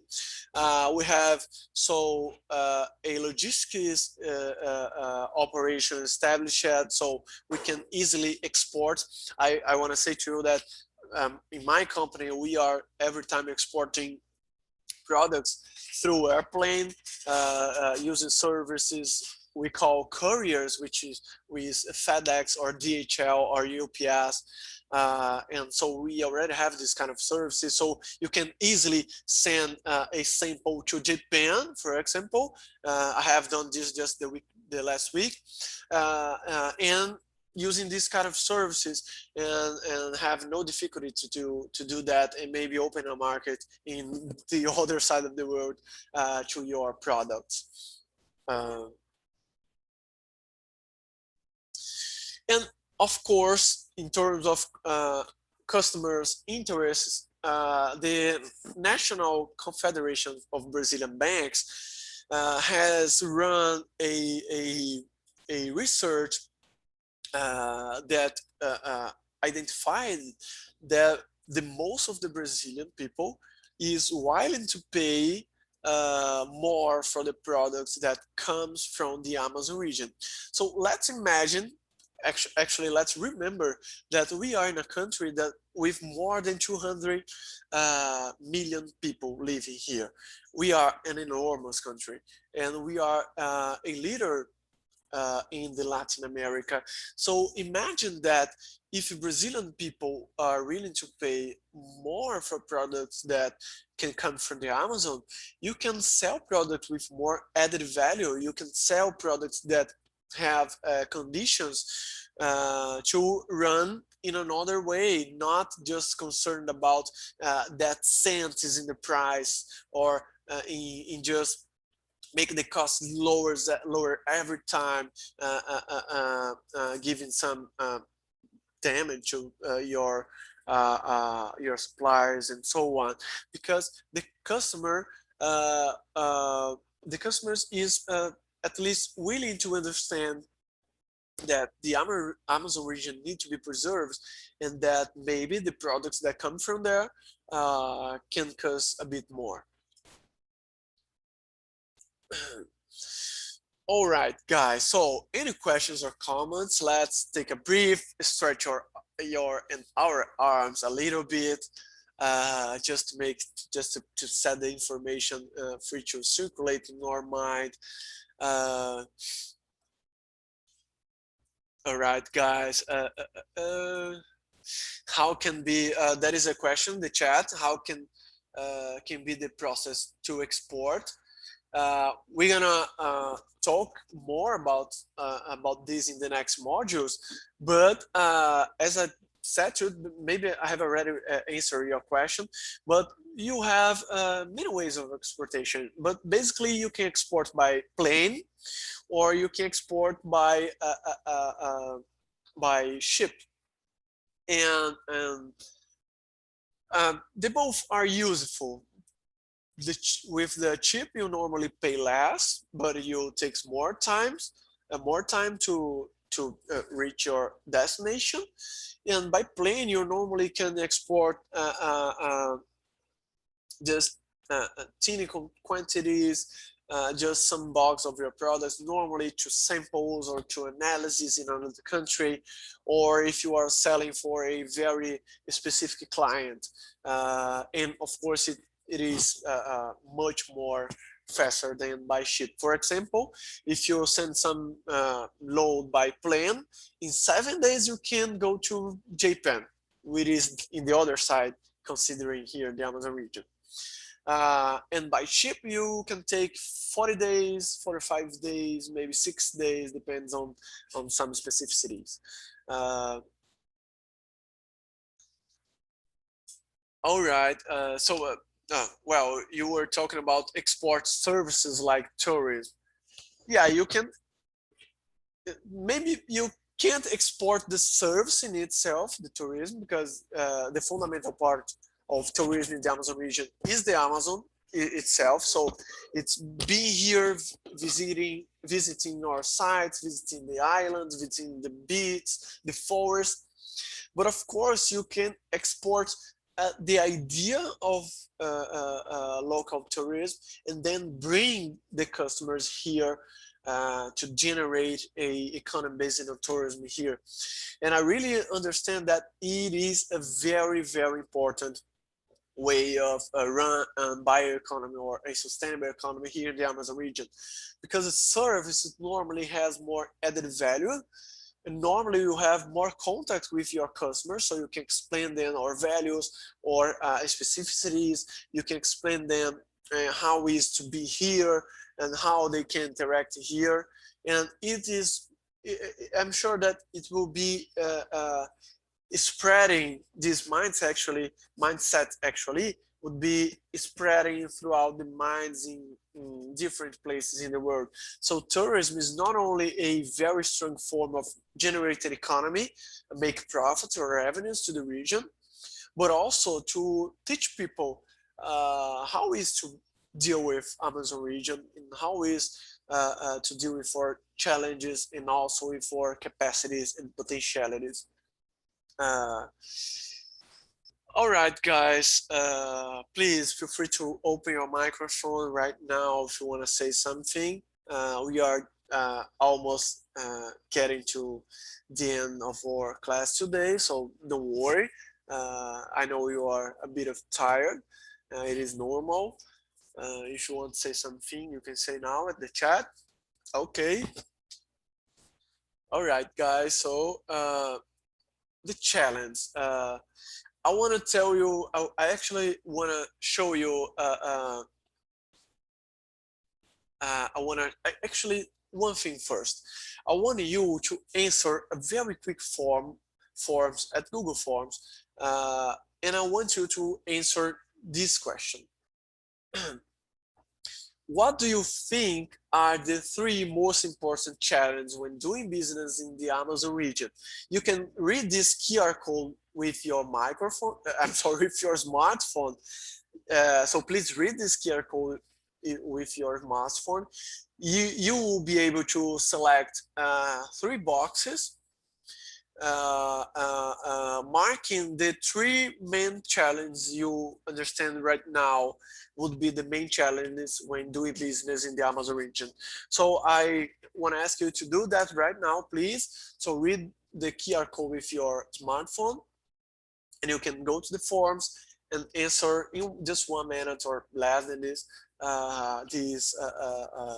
this form and this question, right? And I'm gonna share the results with you, okay?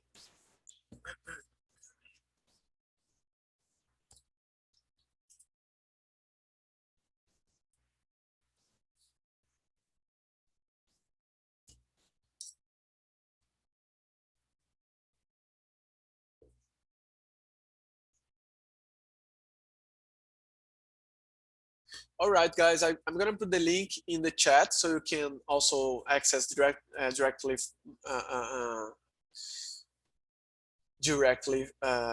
from the link. Just 1 second. Okay. All right. I have just put the link in the chat so you can read the QR code or use the link I just put in the chat. I'm sorry if the QR code isn't work. It worked just yesterday. It was actually just yesterday. So, but you can use also the link which is in our chat. So go to the link, go to the form, and answer the question I've made to you. Yeah, but the QR code is working just for those who want to try this. But you can also use the link, they send you to the same page.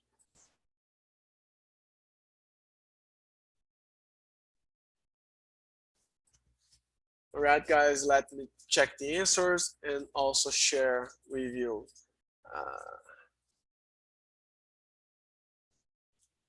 Very nice, you guys. Let me share this.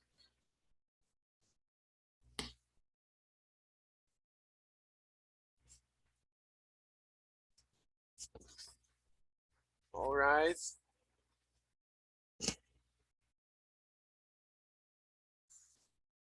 All right, so I asked you to select 3 of the from 10 options that I said to you. Think what would be the main challenges facing, the 3 main challenges facing the Amazon region when doing business. All right, 40 people has answered logistics, and maybe you are right. Logistics is a really important challenge here. Discover ingredients and new use them. Very nice, guys. Hello. Feel free to say something if you want. All right. We have 31 answers, and oh, please, if you can answer the forms, I have sent to you the link in the chat, and you also can, yeah, you can access now by the link. Right, guys. Yeah, very nice. You are right. So here, as you can see, we have 2 kinds of concerns here, which is a situation that is already set, which is the logistics and the difficulties of the logistics in the Amazon region. In the next steps, I want to show you some solutions that companies operating here has encountered. And you are also telling me that you understand that the discovering of new ingredients and uses are also a challenge. So we have 2 kinds of concerns here. One kind is the situation that is already set in the region. And other one is kind of how to innovate and create new uses for the assets we have here. And I really agree with you. All right, guys. So thank you. 35 people have already answered. So let me just share again our presentation. All right. Thank you for answering that. I want to show you 2 examples of that. This is me. I was actually it was in February. or January, I don't know exactly, but I was making a consultancy job in a state here in the Amazon region. We are in a quadricycle. We are in 6, and I have numbered it to you because we were in a quadricycle, 6 people transported in a quadricycle, and these were the only way we find in this specific opportunity to get to from one place to another in a traditional community inside the Amazon region. And there is also another example of a road to this community.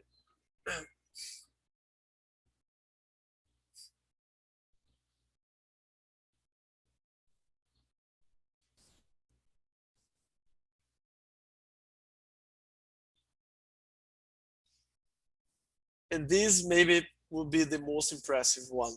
Take a look at this.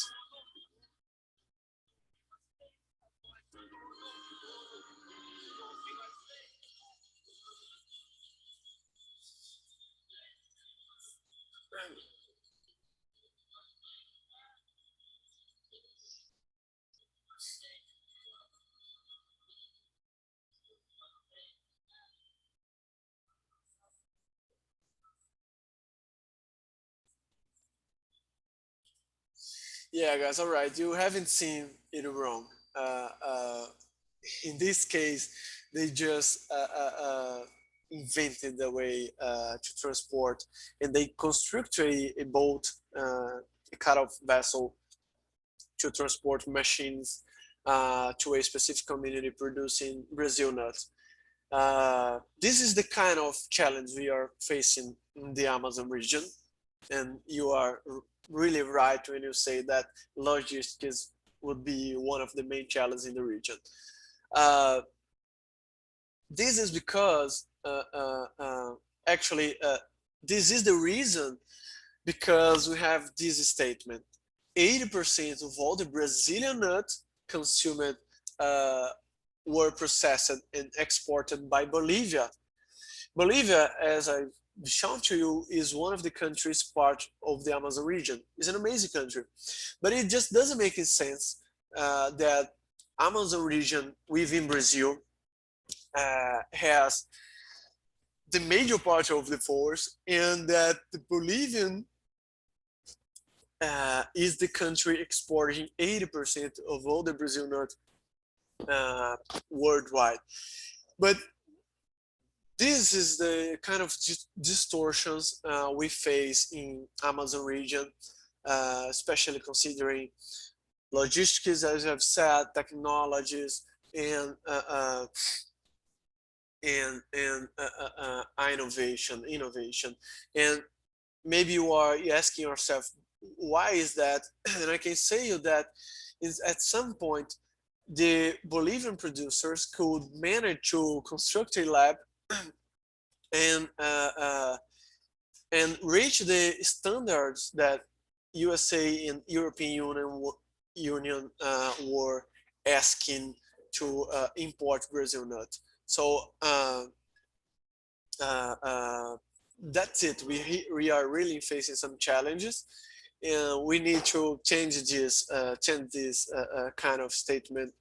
Not, of course, because of the Bolivia, but because of the potential the Amazon as a whole, as there is a lot of the Amazon forest in Brazil, are just throwing away. Well, we have also investors, accelerators, and supporters to support your business here in the Amazon region. We have one of the most famous cases in the region is BPA case, which is a platform to help local businesses which operate in sustainable ways to grow and develop themselves throughout workshops, throughout lots of supporting investments and so on.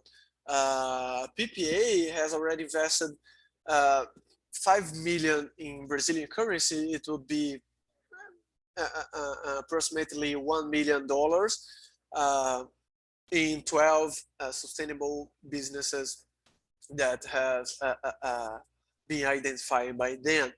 And this kind of initiative are fundamental to the business that are just starting up here in the Amazon region, because most of them just have no experience. We don't have an ecosystem here already set of lots of startups running. So this kind of organization is fundamental to give some support and even investment to local businesses, as could be one of your businesses in this case. I bring to you many supporters, institutions, actual organizations that are investing, supporting, accelerating, teaching entrepreneurs, or connecting critical areas of entrepreneurs who are making business in the Amazon region. You're gonna have this presentation. So when you are running your businesses, you can identify in one potential partner to your businesses. Here's more of them. You can see here connections platform, which is Pipe, Impactive Investment Fund. You can see venture funds, accelerators, NGOs, technology supporters, and so on. Here we have certifications, we have laboratories, which could help you to, as you said here, discover new ingredients, so manage this challenge. And I want to show you one of these examples, which actually the bigger one, which is Auxilia Brazilian Fund, which is actually now called Myrova Fund for the Amazon. This fund, which is a UK fund, they have taken from investors $100 million to invest just in sustainable businesses or initiatives in the Amazon regions. Guys, it is a lot of money, especially considering startups. So identify this as an opportunity for you, and as a signal that we are just in the right time, in the right place to make sustainable business, because we have, of course, we have challenges which we can fulfill with business opportunities and with services or products that solve that challenges. And also in a time that the world as a whole is looking over the Amazon region and interested in protect the Amazon region because of the reasons we have seen today. So here's a quotation actually from the Auxilia Fund. We asked them, why is that you are investing in the Amazon region? They told us the Amazon is the largest rainforest and river basin on the planet. It accounts for about 25% of the CO2 absorbed by land each year. Hence, stopping the current trend of deforestation in the Amazon region is crucial in the face of climate change. As I said to you, if we just burn the Amazon region, and maybe it is exactly what we are doing right now, as I said to you, we burned hundreds of thousands of soccer fields in the last year. We are also burning the opportunity of the world to change the road of climate change and earth heating and all the consequences that we know that climate change can provoke in the world. All right, guys, so let's take a brief again. What did we learn today? So we learned today about our main challenges. We talk about the logistics, we talk about dealing with local people, we talk about our history and how didn't went right, trying to run just big projects and big plantations here in the Amazon. We have also talked about the climate issues and environmental issues concerning the Amazon regions. I said to you that we are the richest region in the world considering our biodiversity. We have here 20% approximately of the world's biodiversity in the lands and in the waters. We have 20% also of the world's fresh water. As Auxilia Brazilian Fund just told you, we can sequester 25% of the emitted CO2 per year, and so on, guys. I don't think you have any doubt about the importance of the Amazon region, not only from Brazil, actually to Brazil. As you may know, Brazil is not a developed country, and I really believe that the Amazon region is one of the biggest opportunities we have in our history to develop ourselves as a country, to find technologies, to find how to manage, how to deal with traditional people, respect them and protect them, how to protect and take advantage of the protected areas of the native forest. And as you can see, we can find here lots of opportunities to innovate, and to maybe sell very good products or very good services to the world. As I said to you, we can be innovative in producing solar panels, for example, or producing the new Red Bull, for example, or we could be the most desired place in the world for tourism, and so on.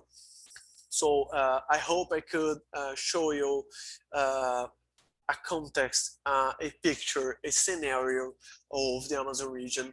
And I'm sorry if you get tired with this lot of context. I know that is maybe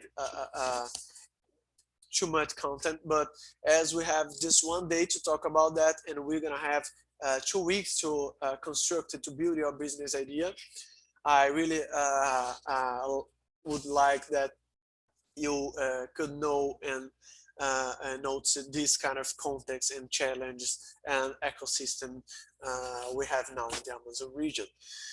Guys, we're gonna send to you in your WhatsApp group or in the Teams platform a link to you to give us feedbacks about the classes. We have another version of Amazon experience in the last October or November, if I'm not mistaken. And the feedbacks that were given to us at that time were fundamental to improve the classes, to improve what we are telling you, and to improve your experience. And we really believe that we can improve it much more. And to do that, we need your feedback. So please give us feedback in that link, in that forms we are just going to send you. You'll be asked to answer what you like the most in this class, because in each class you're going to have to provide us with feedbacks. The second, what you didn't like. So please, you can be really sincere with that. We don't want to know if you, one or other person, dislike some parts specifically. We want to know how can we improve our classes. And the third, what do you think is missing? So is there something you would like to know, and perhaps I haven't telling you, I haven't told you in these classes, maybe more about the free trade zone from Manaus, for instance, or another kinds of knowledge. So please give us feedbacks. We will still have more versions of Amazon experience, and we would really love counting on you and on your feedbacks to improve this. All right, guys, we have arrived here. We have just right now finished our class about the Amazonian context, and we're gonna see each other again tomorrow. I'll be with you one more day, but I promise you that tomorrow we're gonna talk much more. You, thank you. You're gonna have much more practical examples of that. I'm gonna show you lots of businesses that are already running in the Amazon region, so you can see the things we may discuss it today in concrete cases of businesses from food sector, from tourism sector, from medicines or cosmetic sectors, and so on. Right, guys? So thank you so much for your for having me today. I was really glad to have you today, and we see you tomorrow. I suspect that Professor Kyle wants to say something to you, so please keep in the room so we can hear the last instructions. Stop sharing the screen. Yeah, of course. So hello everyone again. Thank you so much, Professor Paulo, for this amazing workshop. I know it's a lot of information. However, this is quite important, this information, because this first day is to align everybody in the same path. I believe not only for our international and from outside Belém students, but also from people studying here at Cesupa and living in Belém. A lot of information that Paulo gave to us today. Sometimes we already heard about it, but never in this sense. And just one teaser from our final day, one of the person responsible for the Orphelia investment fund, he will be the judge. So it's an opportunity because, as I said Friday, for me, my dream is that one of the business model that you propose here can actually become a real business, and you're going to be talking to people that they have the money and the expertise to help you out to develop these projects and to become reality. So I hope you can put a lot of efforts. I know some groups are already squeezing their brains to define which is the idea already. That's good, but the tomorrow's workshop, I think it will be with some information that can be actually a game changer in your ideas, because you're gonna get a little of your idea and then you can make it even bigger with all the information in practice that you're gonna see tomorrow. So I hope you have an amazing day. I know that you guys got a little bit tired, but that's okay. That's a lot of work that you're doing. And also it's quite important for you now, I think, for today until tomorrow, is to find and to define actually the right time for all of you to get to know, to meet together in the Microsoft Teams. So if I were you, I would be already setting which would be the best time, because we will be together every day until Friday and then the next week. But you have to find a time where it is good to all of the time zones to get together, you know. So put your effort on that. And I already talked to some students that they were not they didn't go in the Microsoft Teams. I already talked to them, and I believe they will be all be together with you today. Okay, if you have any questions, any doubts, or anything any comments that you want to say, you can write me an email, write on my WhatsApp. I'm putting here in the chat again my WhatsApp number 95591, just to be faster. And also our email is the amazon.experience@cesupa.br. So thank you so much for everything. I hope you have an amazing day, and we see each other tomorrow at the same time, 8 a.m. here at Brazil.